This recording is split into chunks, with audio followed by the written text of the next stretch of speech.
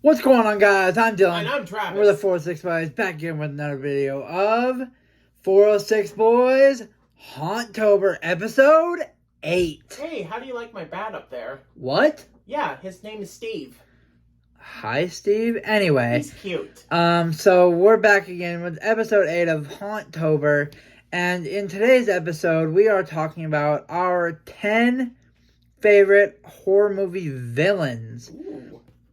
So the way this is going to work is we're doing 5 newer villains and 5 OG villains. Travis and I have agreed on 5 newer and 5 older villains and OG villains. So we're basically putting them together, and we're going to talk about each of them together just so that they're not broken up. So, Travis? And also, they are in no particular order at all. Yeah, so there's no top 5 through 1 through 5, whatever. So let's get right into it. So we're just going to start off with the newer horror movie villains. So we're going to start off with Megan. Travis? From the movie Megan.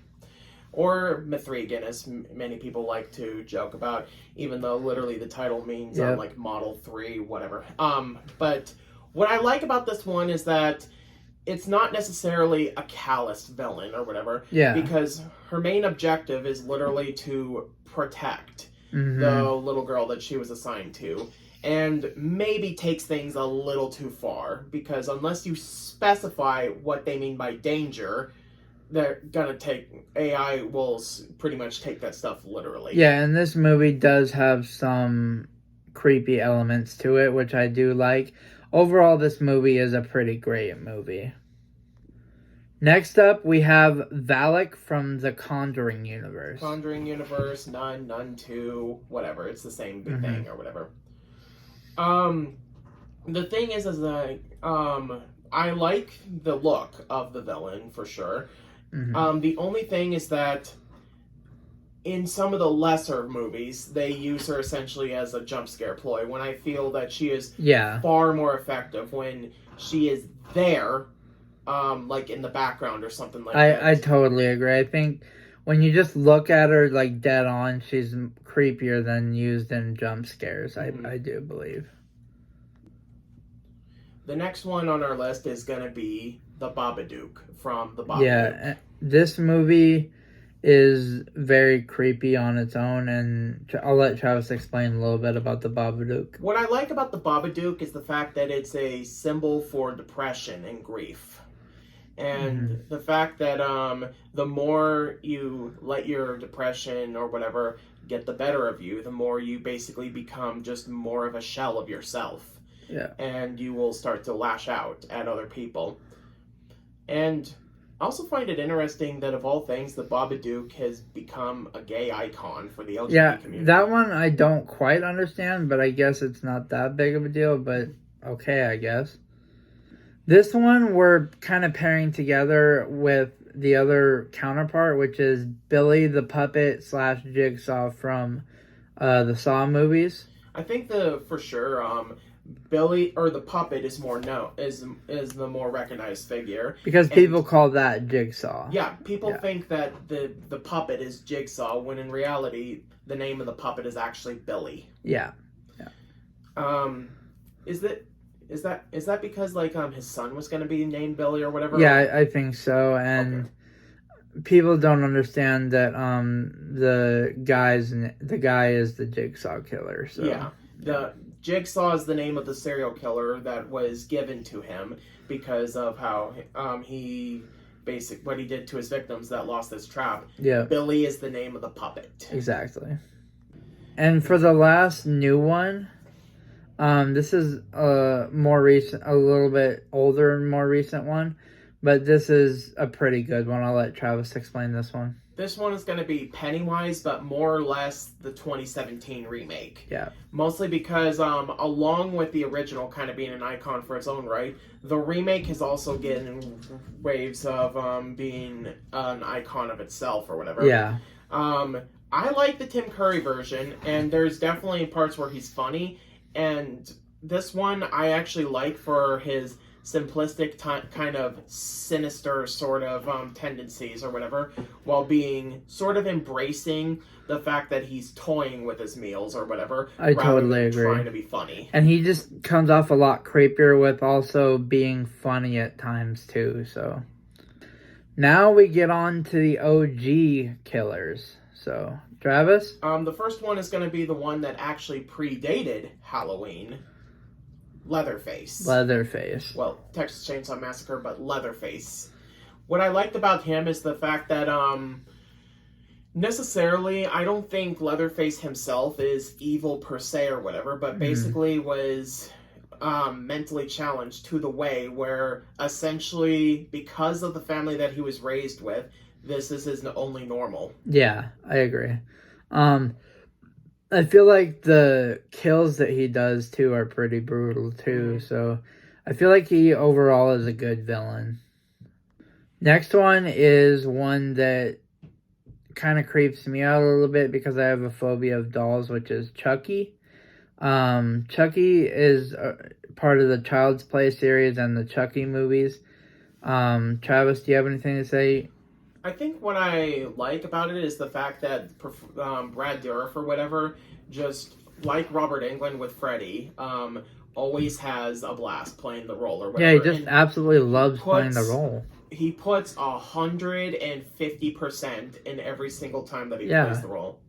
But I honestly think my favorite part is when he had a son in Seek of Chucky or whatever. And basically when said that he was gender fluid or whatever, my favorite part is the fact that he did not care if his son was gay or whatever, but was more mad that he didn't want to become a killer. Yeah. And I love Chucky, and he's also got that comedic aspect about him as well. Yeah. Travis, take this next one away. The next one is the one that mostly started the slasher craze. Yeah. Or, not the first, but the one that kind of got us moving forward. And that a lot of people know. Michael Myers from Halloween. Yep. What I like is the fact that, for the most part, he's a killer with basically a simple look. Yep. And what I like is the fact that except for the remakes, there's no motive behind them, because there are serial killers out there that had no reason to do it. They just did it, and that's it. And the fact that there are people out there that will just do it just because is actually more infinitely scarier than someone with a motive. Because at least with a motive, you can sort of understand it. But there's more sinister and evil behind someone that has no reason other than, I just want to kill people. Exactly, I agree. Travis, take this next one away. The next one is the one that mostly started the slasher craze. Yeah. Or, not the first, but the one that kind of got us moving forward. And that a lot of people know. Michael Myers from Halloween. Yep. What I like is the fact that, for the most part, he's a killer with basically a simple look. Yep. And what I like is the fact that except for the remakes, there's no motive behind them, because there are serial killers out there that had no reason to do it. They just did it, and that's it. And the fact that there are people out there that will just do it just because is actually more infinitely scarier than someone with a motive. Because at least with a motive, you can sort of understand it. But there's more sinister and evil behind someone that has no reason other than, I just want to kill people. Exactly, I agree. Next one is Freddy Krueger. What I like especially about that is not the background or whatever, because child killers is one thing that it's like, that's something that I'm not, even with the backstory that it gives, is like, I don't care, you still did things to children that I don't want to talk about. Exactly. What I like about it is Robert Englund's performance, and the fact that he's great at performing as Freddy. Even in the bad Nightmare on Elm Street films, he is always the best part, just because he puts in over 100% in everything that he does, and at least acts like he cares about the role.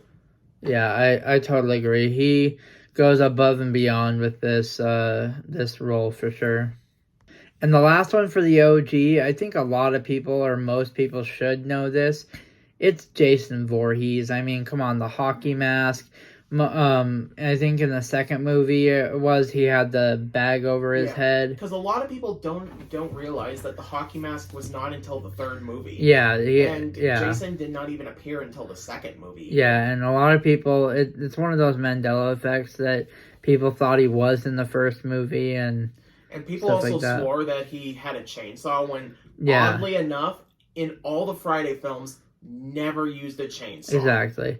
But get back and let's talk about Jason a little bit. What I like about Jason especially is the fact that, especially when Kane Hodder kind of gave him sort of a personality, is that I kind of get that this is someone who, his mother was the only person that cared for him, and when she died, basically always wanted a piece of his mother, the head, or whatever, and just wants to live there. And I think the biggest thing is that he is never searching for victims.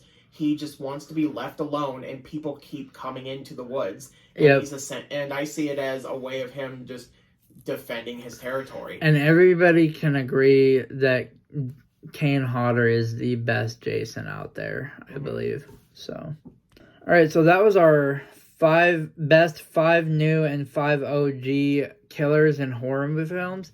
If you like that video and you want to see more videos like this video and you want to see our next episode on Wednesday, we don't know what it's quite going to be yet, hit that subscribe button, smash that like button, turn on notifications so you get notified when we upload a new video. I'm Dylan. And I'm Travis. The406boys. See ya. I'm dead from the neck up. What? Ha